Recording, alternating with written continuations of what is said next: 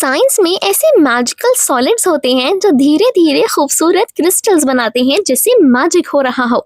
ये क्रिस्टल्स क्या होते हैं और कैसे बनते हैं, आज की वीडियो में हम पढ़ने वाले हैं।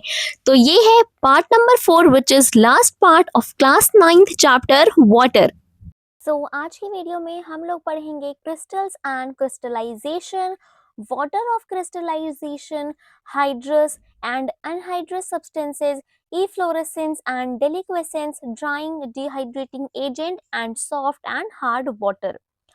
ऑल्सो ये लास्ट वीडियो होगी इस चैप्टर की। हमने सभी टॉपिक्स को वन बाय वन करके कवर कर लिया है।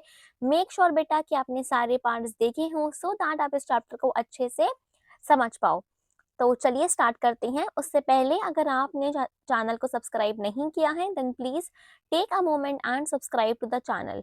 Crystal and crystallization. क्रिस्टल क्या होते हैं? क्रिस्टल सॉलिड सब्सटेंसेस होते हैं जिनका एक रेगुलर पैटर्न होता है। ठीक है, रेगुलर का मतलब है यहाँ पर फिक्स्ड शेप। ठीक है, फिक्स्ड शेप जिनका होता है और फ्लैट सरफेसेस होते हैं, उन्हें हम क्रिस्टल्स कहते हैं। ठीक है, क्रिस्टल लाइक अंदर एटम या आयन एक प्रॉपर अरेंजमेंट में होते हैं। क्रिस्टल्स क्या हैं? एकदम परफेक्ट शेप वाले सॉलिड्स होते हैं, जैसे क्यूब है ना, नीडल, प्लेट एक्सेट्रा। उनका शेप अच्छा इसीलिए होता है क्योंकि उनके अंदर जो एटम्स होते हैं वो बिल्कुल लाइन में एकदम प्रॉपरली ऑर्डर में अरेंज होते हैं। ठीक है बेटा, crystals form when a hot concentrated solution cools slowly. Crystal कब बनता है? क्रिस्टल बेटा तब बनता है जब एक गरम गरम हॉट सा सॉल्यूशन धीरे धीरे कूल डाउन हो रहा होता है, तब क्रिस्टल बनते हैं और एक प्रॉपर शेप लेते हैं। अगर हम क्रिस्टल्स का डेली लाइफ में एग्जाम्पल देखें तो शुगर क्रिस्टल्स यानी चीनी के बड़े बड़े ग्रैन्यूल्स, चीनी के बड़े बड़े टुकड़े, या फिर सॉल्ट क्रिस्टल्स, नमक के स्मॉल स्मॉल टुकड़े, नमक के स्मॉल स्मॉल क्यूब्स, है ना। तो क्रिस्टल्स क्या हुआ? A crystal is a solid that has fixed shape and flat surface. अब क्रिस्टलाइजेशन क्या होता है? क्रिस्टलाइजेशन बेटा वो प्रोसेस होता है जिसमें हम सॉल्यूशन से पूरे सॉलिड क्रिस्टल्स बनाते हैं। क्रिस्टलाइजेशन क्या है? Process of forming crystals from hot and saturated solution on cooling. मतलब जब एक गरम गरम हॉट सॉल्यूशन बेटा कूल हो रहा होता है, उस प्रोसेस को हम क्रिस्टलाइजेशन कहते हैं, क्योंकि उसी प्रोसेस के बाद क्या बनते हैं? क्रिस्टल्स बनते हैं। ठीक है, क्रिस्टलाइजेशन अगर हम किसी सॉल्यूशन को गर्म करके कॉन्सेंट्रेट करें और फिर स्लोली कूल होने के लिए रख दें, तो उसमें से ब्यूटीफुल क्रिस्टल्स बनने लगते हैं और जो एक अपना फिक्स शेप ले लेते हैं।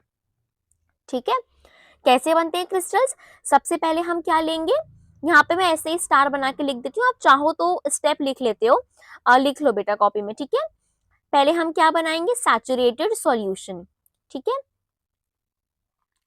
सैचुरेटेड सॉल्यूशन का मैं यहाँ पे शॉर्ट फॉर्म लिख रही हूँ। सैचुरेटेड सॉल्यूशन मींस किसी सॉलिड जैसे सॉल्ट हो गया, उसको बहुत ज्यादा पानी में डिसॉल्व कर लो, घोल लो, है ना। जब पानी यू नो और नहीं डिसॉल्व कर सके, जैसे एक लिमिट होती है कि एक ग्लास पानी में बेटा 2 चम्मच ही नमक घुल पाएगा, है ना। तो उतना उसकी एक लिमिट फिक्स्ड है, उससे ज्यादा वो नहीं डिसॉल्व कर सकता, तो उसे हम उसका सैचुरेटेड पॉइंट कहते हैं। उसके बाद हम क्या करेंगे? इस सैचुरेटेड सॉल्यूशन को हीट करेंगे, है ना। हीट करने के बाद कूल करेंगे, है ना। कूल इट स्लोली, धीरे धीरे करके हम उसे ठंडा होने के लिए रख देंगे।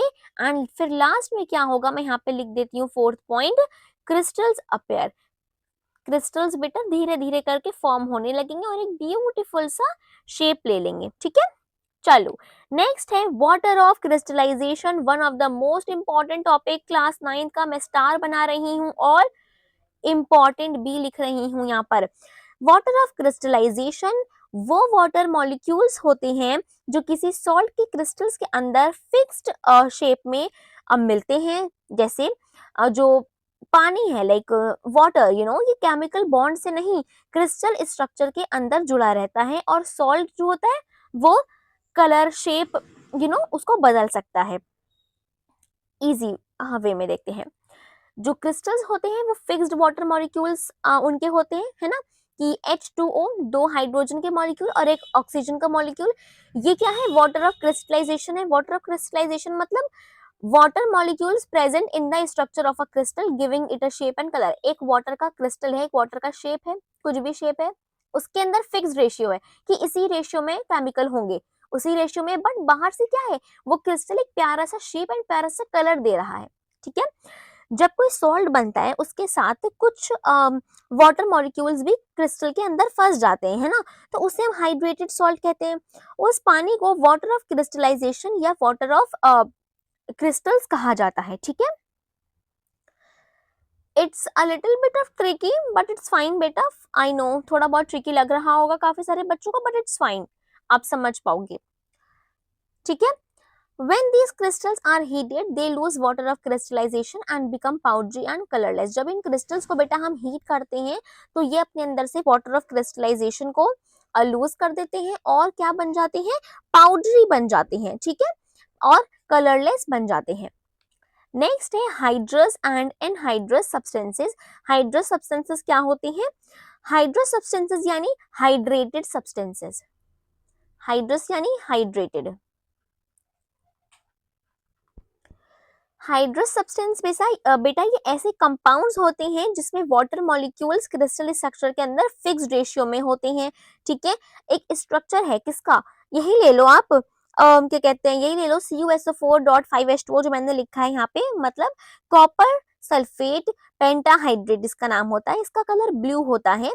ठीक है, इसके अंदर फिक्स्ड रेशियो में वाटर मॉलिक्यूल्स है विच इज 5H2O। वाटर के कितने मॉलिक्यूल्स है, 5। वॉशिंग सोडा में कितने हैं, 10। तो ये क्या है, हाइड्रस सब्सटेंसेस यानी जो क्रिस्टल्स होते हैं वाटर मॉलिक्यूल्स के वो फिक्स रेशियो में प्रेजेंट होते हैं। Anhydrous substances without water of crystallization, ये ऐसे कंपाउंड्स होते हैं जो वाटर मॉलिक्यूल्स नहीं रखते, यानी विदाउट वाटर ऑफ क्रिस्टलाइजेशन होते हैं। जब हाइड्रेटेड सब्सटेंसेस को हम हीट करते हैं ना तो वाटर निकल जाता है, ऑब्वियस सी बात है, जब हम हीट करेंगे तो इवेपोरेट होके वाटर निकल जाएगा और ये बन जाते हैं hydrous substances, sorry anhydrous substances. Hydrous substance है, ठीक है, ये हाइड्रस सब्सटेंस है कोई मेरे पास, इसको मैं क्या करूंगी, हीट करूंगी। हीट करने से क्या होगा, ये जो वाटर होगा वो इवेपोरेट हो जाएगा। ठीक, क्या बनेगा, एनहाइड्रस सब्सटेंसेस। समझ में आ गया बेटा, चलो, तो एनहाइड्रस सब्सटेंस क्या होंगे, विदाउट वाटर ऑफ क्रिस्टलाइजेशन। इन सब्सटेंसेस में वाटर मॉलिक्यूल्स नहीं होते हैं। ठीक है, ये तब बनते हैं जब हाइड्रस को हम बहुत ज्यादा हीट कर लेते हैं। ठीक है, और ये powdery powdery dry dry form में होते हैं। चलो, नेक्स्ट है इफ्लोरेसेंस एंड डेलिक्वेसेंस। इफ्लोरेसेंस एक ऐसी प्रोसेस होती है जिसमें कुछ क्रिस्टल्स अपने क्रिस्टलाइजेशन का वाटर लूज कर देते हैं जब उन्हें हम ओपन एयर में रखते हैं, यानी हवा में छोड़ देते हैं। इसका मतलब क्रिस्टल जब हवा के कांटेक्ट में आते हैं, एयर के कांटेक्ट में आते हैं, तो वो सूखने लगते हैं क्योंकि उनके अंदर का जो वाटर होता है वो इवेपोरेट होने लगता है और वो पाउडरी बन जाते हैं। ये क्या हो गया, efflorescence. Efflorescence process by which a substance lose water to the air and becomes dry। ऐसा substance, ऐसा process जिसमें substance हवा में रखने के बाद अपना पानी लूज कर देता है, ठीक है, और ड्राई बन जाता है। Example washing soda. ठीक है, ऐसा क्यों होता है, देखो क्रिस्टल्स के अंदर वाटर मॉलिक्यूल्स होते हैं, ठीक है, तभी हम उसे वाटर ऑफ क्रिस्टलाइजेशन बोलते हैं। जब हवा ड्राई होती है तो क्रिस्टल का पानी हवा में चला जाता है, क्रिस्टल्स ड्राई हो जाते हैं और वो पाउडर बन जाते हैं। अगर वॉशिंग सोडे को बेटा हम खुला छोड़ दें, हवा में ऐसे रख दें, तो ये अपना वाटर ऑफ क्रिस्टलाइजेशन लूज करके पाउडर जैसा बन जाता है। इसी प्रोसेस को हम इफ्लोरेसेंस बोलते हैं। इफ्लोरेसेंस शॉर्ट फॉर्म से याद रखना, कंफ्यूज मत होना। E is equals to exit of water, water जा रहा है, ठीक है, वाटर लूज हो रहा है इसमें। डेलिक्वेसेंस एक ऐसी प्रोसेस बेटा जिसमें कुछ सब्सटेंस हवा से, ठीक है, मॉइस्चर एब्जॉर्ब करते हैं फ्रॉम द एयर और वो अपने अंदर डिसॉल्व कर लेते हैं और एक सॉल्यूशन बना लेते हैं।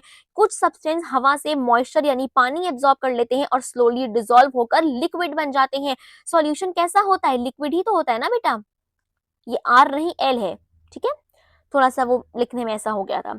ठीक है, तो ये सब्सटेंसेस पानी को इतना एब्जॉर्ब कर लेते हैं कि खुद को पिघालने लगते हैं और लिक्विड स्टेट में आ जाते हैं। ऐसा क्यों होता है, क्योंकि जो डेलिक्वेसेंस वाले सब्सटेंसेस होते हैं ना बेटा, इनका नेचर कैसा होता है, बताओ मुझे, हाइड्रोफोबिक होगा या हाइड्रोफिलिक होगा या हाइग्रोस्कोपिक होगा।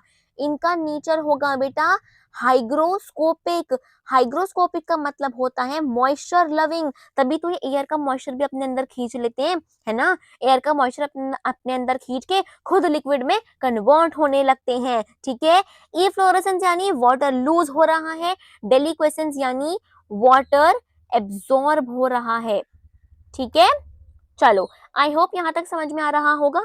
कोई भी डाउट या कोई भी क्वेरी है, let me know in the comment section, I will surely explain it to you. चाहे मैं कमेंट सेक्शन में आंसर करूं या मैं एक सेपरेट वीडियो बना के आपके डाउट्स को क्लियर करूं, ठीक है। चलो, उससे पहले अभी तक सब्सक्राइब नहीं किया चैनल को तो फटाफट से बेटा सब्सक्राइब करो। अब आते हैं ड्राई एंड डिहाइड्रेटिंग एजेंट्स पे। नाम से ही समझ में आ रहा है मैम क्या जरूरत है पढ़ने की, लेकिन थोड़ा बहुत तो पढ़ना पड़ेगा। डिहाइड्रेटिंग एजेंट बेटा वो सब्सटेंसेस होते हैं जो किसी कंपाउंड से केमिकली कंबाइन वाटर को रिमूव कर देते हैं। देखो, जब भी कोई वो बन रहा है, कंपाउंड बन रहा है, तो वाटर भी उसमें केमिकली कंबाइन होते हैं। डिहाइड्रेटिंग एजेंट, ड्राइंग एजेंट वो होते हैं जो किसी कंपाउंड से वाटर को रिमूव कर देते हैं, यानी ये सिर्फ पानी सुखाते नहीं है बल्कि कंपाउंड के अंदर से हाइड्रोजन और ऑक्सीजन की एटम का नामो निशान ही मिटा देते हैं, है ना। उनको भी रिमूव कर देते हैं, हटा देते हैं, मिटा देते हैं। इसीलिए इन्हें स्ट्रॉन्ग केमिकल्स भी बोला जाता है, because they have strong attraction for water. Example H2SO4 and P2O5। तो क्या हुआ, ड्राई एंड डिहाइड्रेटिंग एजेंट ऐसा सब्सटेंस जो वाटर को रिमूव कर देता है, ठीक है। एक कंपाउंड है, उसके अंदर से हाइड्रोजन और ऑक्सीजन के मॉलिक्यूल्स को भी बेटा ये रिमूव कर देता है, ठीक है। क्यों करता है, क्योंकि जो डिहाइड्रेटिंग एजेंट्स होते हैं ना, ये वाले एजेंट्स जो होते हैं ना, ये लव करते हैं किसको, वाटर को, इसीलिए वाटर से अट्रैक्ट हो जाते हैं। अब आप बेटा, जब हम किसी से प्यार करते हैं हम उसकी तरफ अट्रैक्ट हो जाते हैं ना, उसकी तरफ खींचे चले जाते हैं। तो ये डिहाइड्रेटिंग एजेंट क्या करते हैं, जहां पानी को देखेंगे दे आर लाइक अरे यार मुझे तो तुमसे बहुत प्यार है, आओ मेरे पास आओ, मैं तुम्हें अट्रैक्ट कर रहा हूँ, ठीक है। तो ये वाला काम करते हैं।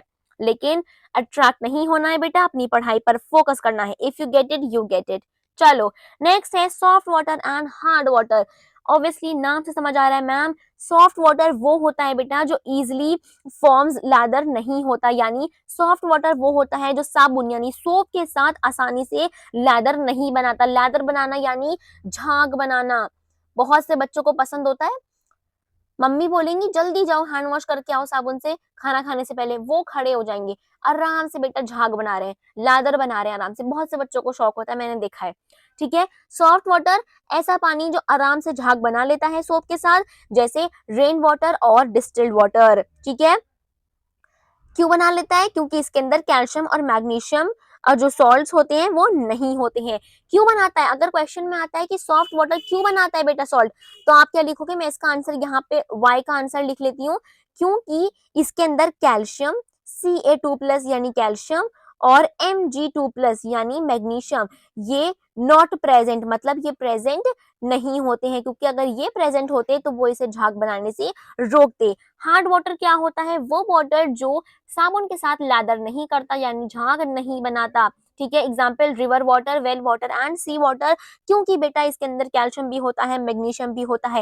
हार्ड वाटर बेटा बहुत ही ज्यादा चिपचिपा सा होता है ना। हार्ड वाटर वो होता है जो साबुन के साथ आसानी से झाग नहीं बनाता बल्कि चिपचिपाहट छोड़ देता है अपनी, क्योंकि इसके अंदर सॉल्ट्स होते हैं, सॉल्ट जैसे कैल्शियम एंड मैग्नीशियम जो रिएक्ट करते हैं और झाग बनाने से रोक देते हैं। लास्ट टॉपिक बेटा cause of hardness of water, नहीं इसके बाद एक और टॉपिक है which is types of hardness. हाँ सॉरी ज्यादा खुश नहीं हो बेटा, दो टॉपिक बचे हैं, cause of hardness and type of hardness, फटाफट से हो जाएंगे। वैसे भी हमारी लास्ट वीडियो है इस चैप्टर पे, नेक्स्ट वीडियो एक नए चैप्टर पे आएगी। तो कॉज क्या होता है हार्डनेस का, जब वाटर हार्ड बन जाता है ना, उसमें कुछ डिजोल्व सॉल्ट आ जाते हैं, मैंने पीछे ही आपको बताया, जैसे कैल्शियम, मैग्नीशियम, है ना, calcium bicarbonate, calcium sulphate, magnesium bicarbonate, ठीक है। तो ये जब सॉल्ट आ जाते हैं ना, ये वो सॉल्ट होते हैं बेटा जो रोकते हैं, ठीक है। इनकी प्रेजेंस की वजह से जो पानी होता है वो हार्ड हो जाता है, यानी वो लैदर फॉर्म नहीं कर पाता सोप के साथ, यानी वो झाग नहीं बना पाता है, ठीक है। हार्डनेस किस वजह से होती है, because of the presence of calcium and magnesium, calcium sulphate, calcium bicarbonate, ठीक है। Magnesium sulphate and magnesium bicarbonate. चलो लास्ट टॉपिक हमारा types of hardness, temporary and permanent. नाम से ही समझ में आ रहा है, पढ़ने की मैम जरूरत नहीं है, जल्दी जल्दी पढ़ लो फटाफट से बेटा। टेम्परेरी हार्डनेस वो होती है वाटर की हार्डनेस जो बॉइलिंग यानी उबलने से, बॉइलिंग पता है ना, बॉईल करने से रिमूव हो सकती है, उसे टेम्परेरी हार्डनेस कहते हैं। ठीक है, पानी को जब हम बॉईल करते हैं वो हार्डनेस रिमूव हो जाती है, इसे हम टेम्परेरी हार्डनेस कहते हैं।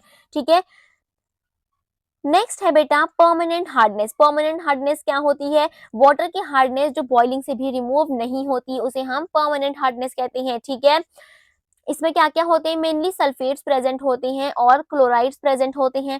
ठीक है, अगर पानी में कैल्शियम और मैग्नीशियम के सल्फेट और क्लोराइड सॉल्ट हो तो वाटर परमानेंटली हार्ड हो जाता है। ठीक है, ये भी बेटा इंपॉर्टेंट है, पढ़ लेना, कभी कभी, ज्यादा नहीं बट कभी कभी डिफरेंस आ जाता है। चलो, आई होप बेटा आपके कॉन्सेप्ट बिल्कुल क्लियर हुए होंगे। ठीक है, कोई भी डाउट है, कोई भी क्वेरी है तो late me know in the comment section and make sure बेटा आपने सारे पार्ट्स देखे हों इसके। ठीक है, सो दैट आपको ये पूरा चैप्टर समझ में आ जाए। मैंने बेटा बेस्ट ट्राई किया है इस चैप्टर को बहुत इजी वे में समझाने का। सो आई होप बेटा आपको समझ में आया हो। चलिए मिलते हैं नेक्स्ट वीडियो में। उससे पहले अगर आपने सब्सक्राइब नहीं किया है then please take a moment and subscribe to the channel. और डोंट वरी बेटा, इसका वन शॉट भी बहुत जल्द आने वाला है, so stay tuned. And also और भी चैप्टर्स अपलोड होने वाले हैं, सो प्लीज बेटा स्टे ट्यून्ड। और जो चैप्टर्स ऑलरेडी अपलोडेड हैं अगर वो आपने नहीं देखे हैं, जल्दी जल्दी जाओ देखो और अपने कॉन्सेप्ट को कम टाइम में और आसान तरह से क्लियर करो। सो चलो बाय, टेक केयर, मिलते हैं नेक्स्ट वीडियो में।